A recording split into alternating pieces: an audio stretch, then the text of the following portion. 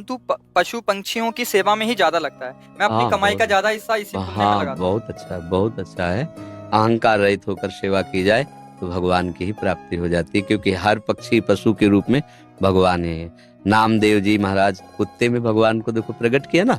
भगवान एक बार श्री एकनाथ जी महाराज गंगोत्री से गंगा जल लेकर बहुत से भक्तों के साथ रामेश्वर चढ़ाने जाते थे। प्राय भक्त लोग ऐसा करते हैं कि गंगोत्री से गंगा जल लेकर रामेश्वर में चढ़ाते हैं कांवर में लेके। ऐसे ही वो जा रहे थे।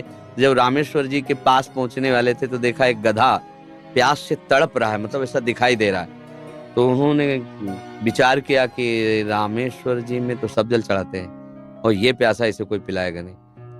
गंगोत्री से लाए थे रामेश्वर जी के लिए, नजदीक गए और गोद में गधे का सर लिया और हर हर महादेव करके पूरी गंगा जली जे ही गंगा जली पिया। तो और जो साथी थे सब हंसने लगे, यार मतलब इतनी मेहनत करके वहां से लाए और पास ही आ चुके थे रामेश्वर के, वहां नहीं चढ़ा, एक गधे को पिला दिया। वो तो रामेश्वर जी गए और वहां रामेश्वर आ गए। गधे को जे ही गंगा जल पिलाया तो भगवान उठ के बैठ गए, बोले मैं ही था, तुम्हारे को देख रहा था कि तुम केवल मूर्ति में ही मुझे समझते हो या सब जीवों में भी मुझे समझते हो। तुम्हारी इस दया से मैं द्रवित होकर यहीं प्रकट हो गया, क्योंकि कण कण शिव है, तो एक गधे से ही भगवान प्रकट हो गए। तो पशु पक्षियों की सेवा भगवान की सेवा, पर अभिमान न करे, भाव ऐसा रखे कि भगवान ने मुझे ये सेवा दी है और सेवा लायक बनाया है बस। और इसका प्रचार प्रसार न करे। प्रचार प्रसार करने से सेवा का जो सुकृत होता है वो नष्ट हो जाता है। जैसे आप यार मित्रों से और बहुतों से कि हम तो ऐसा करते हैं, हम मतलब ये बात जैसे आप संत से या गुरुजनों से कहे तो बात अलग होती है, बस इसके बाद फिर इसे गुप्त। अगर कोई कहे भी कि सुना है कि आपने पक्षियों की बहुत सेवा करते हो, अरे हम अपनी ही सेवा नहीं कर पाते, पक्षियों की क्या, मतलब उसे हमें दबाना है। हमसे पाप बन जाए तो कह देना है, पुण्य बन जाए तो छुपा लेना है। पर अपने लोग उल्टा करते हैं, पुण्य बनेगा तो पोस्टर छपवा देंगे और पाप बनेगा तो कसम खा लेंगे कि किया ही नहीं है। यही हमारी दुर्गति का कारण बनता है। अगर हमसे कोई गलती हो गई और कोई पूछे आपसे गलती, तो हाँ हो गई, अब दंड मिले जो तो वो नष्ट हो जाएगा। जहां आपने हाँ कहा तो पाप नष्ट हो जाएगा। अगर सभा में खड़ा होकर के स्वीकार कर ले तो दंड मिले ना मिले उसका पाप नष्ट हो गया। और हम सभा में पुण्य को कह सकते हैं, पाप को नहीं कह सकते, देखना है नहीं।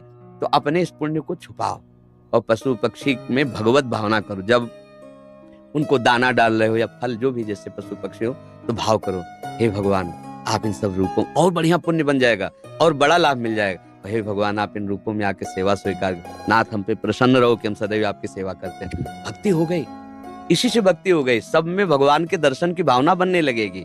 ठीक है, पर कभी गलत धन कमा के सेवा की भावना मत रखना। मान लो चलो 1 लाख रुपए हम गलत करके ले रहे हैं तो 10,000 की सेवा, वो ठीक नहीं है। ईमानदारी से कमाओ, धर्म से कमाओ और फिर उससे अगर 10 रुपए की भी सेवा करोगे तो बहुत बड़ी सेवा मानी जाएगी। 10 करोड़ सेवा बेईमानी से वो तुम्हारे लिए बिल्कुल बेकार है। और 10 रुपए गरीब की एक रोटी जितना पुण्य देगी ना, राजा का उतना पूरा धन का खजाना नहीं, क्योंकि वो मेहनत से करके और 4 रोटी में 3 में परिवार चलाया, अपने हिस्से की दे दिया दूसरे को, बहुत बड़ा दान हो गया। तो दान का ये भी स्वरूप समझना है कि गंदे आचरणों द्वारा, बेईमानी द्वारा नहीं, धर्म से कमा करके।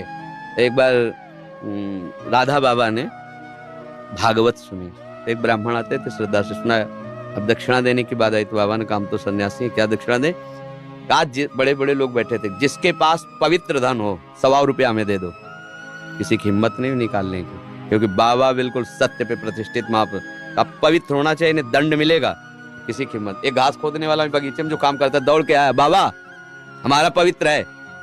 वह कैसे तेरा पवित्र? बोले घास खोदता हूँ, मुझे कोई 1,000-2,000 ले मिलते, 100 रुपया तो हम दे देंगे। बोले हाँ तू दे। 100 रुपया लिया, पंडित जी को दे के ये है दक्षिणा। हाँ ये 125 रुपया 125 करोड़ की बराबरी बिल्कुल नहीं हो सकती। वो 125 करोड़ बेकार, वो 125 रुपया अच्छा। धर्म से कमाओ और धर्म से सेवा करो, ये भगवत। डॉक्टर हिमांशु सूरी जी, बठिंडा, पंजाब से। महाराज जी, मेरा ये प्रश्न है, क्या ऐसे महापुरुष जिनका गोलोक वास हो चुका है उन्हें गुरुदेव रूप में धारण किया जा सकता है, एवं अगर किया जा सकता तो कैसे? 7 वर्ष की आयु से ही संकीर्तन सम्राट स्वामी श्री मुकुंद हरि जी महाराज जी के भाव भजन गा रहा हूँ और उनसे बहुत प्रेरित और उन्हीं को अपना गुरु माना है। उनके वचनों का पालन करो, वो जो आज्ञा किए हैं जीवन में कभी तो बोले ही है ना। हाँ उनके उपदेश पकड़ लो और जो नाम कीर्तन वो कर रहे थे वही नाम कीर्तन करो, वही नाम जप करो। जो भगवत प्राप्त महापुरुष हैं वो थे, हैं, रहेंगे, तीनों में बराबर होते हैं। ये भूत भविष्य वर्तमान काल जीव के लिए है, जो ईश स्वरूप होते हैं उनके लिए नहीं। वो थे भी, वो हैं भी और वो रहेंगे भी। जो महापुरुष हैं किसी को भी, जैसे भाई हनुमान प्रसाद पोद्दार जी, राधा बाबा, उड़िया बाबा, हरि बाबा, ये सब महापुरुष थे, हैं और रहेंगे। अब आप तदाकार करो तो उनसे बात भी हो सकती है। मिलन, जब भगवान से बात हो सकती है तो भगवत स्वरूपी तुम आत्मा है ना, तन्मयता धारण करो। उनके भजनों की रिकॉर्डिंग की जैसे हम देश हाँ, मतलब सब संतों का एक ही कथन है, संसार के चिंतन से अपने चित्त को बचा के भगवान के चिंतन में लगाना। बस बार बार नाम जप करो। जो भी नाम कीर्तन करते हैं ना, वो नाम कीर्तन पकड़ लो, अंदर से जपो, उसी का कीर्तन करो और उनको गुरु मान लो, हो गई बात। समझ रहे? और संतों का संग करते रहो, जिनसे आपका मन मिले, जिनकी बात सुनकर आपको अच्छा लगे और हृदय शीतल हो जाए, उन संतों के वचन प्रगट में सुनते रहो और नाम और गुरु भाव उधर रख लो। मनोज कुमार दिल्ली से। सतगुरुदेव भगवान, आपके चरणों में कोटि कोटि प्रणाम।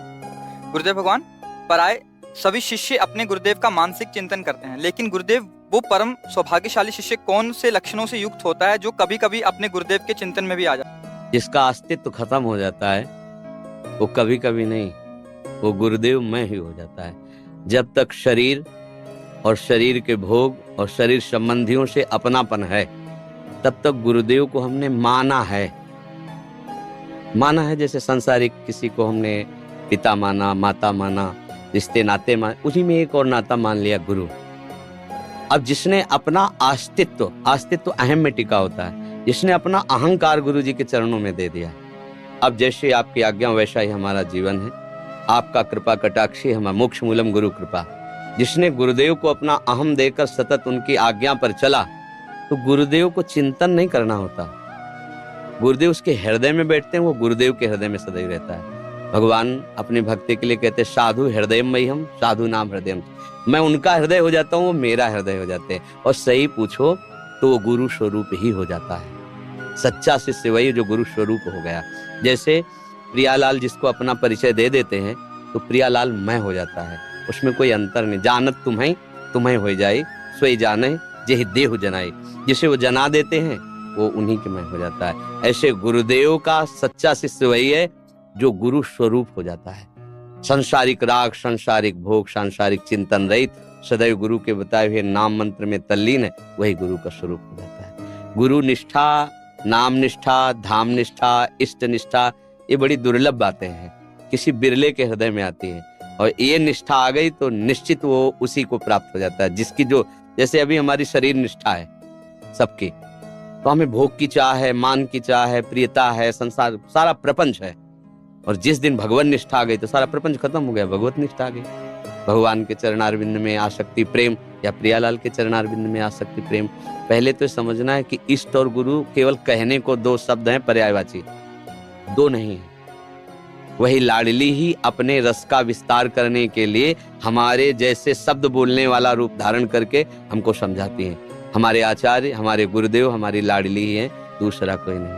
गुरुदेव ही लाडली है, लाडली ही गुरुदेव है, दूसरा कोई, उनको कौन जान सकता है? वही जान सकते हैं। तो वही आके अपना परिचय देते हैं आचार्य रूप में, गुरु रूप में, भगवत प्रेमी महात्माओं के रूप में। देखने को ढांचा पंच भौतिक होता है, अंदर हृदय सिंहासन पर युगल सरकार विराजमान होते हैं, वही अपना विस्तार करते रहते हैं। समझ में आ रहा है ना? इस प्रकार आपने सुना कि जो लोग पशु पक्षी या कुत्तों को भोजन देते हैं, उनके लिए क्या कल्याण होता है, अथवा उनको क्या लाभ प्राप्त होता है। इसलिए आज से आप भी पशु पक्षियों के लिए भोजन देने का कार्य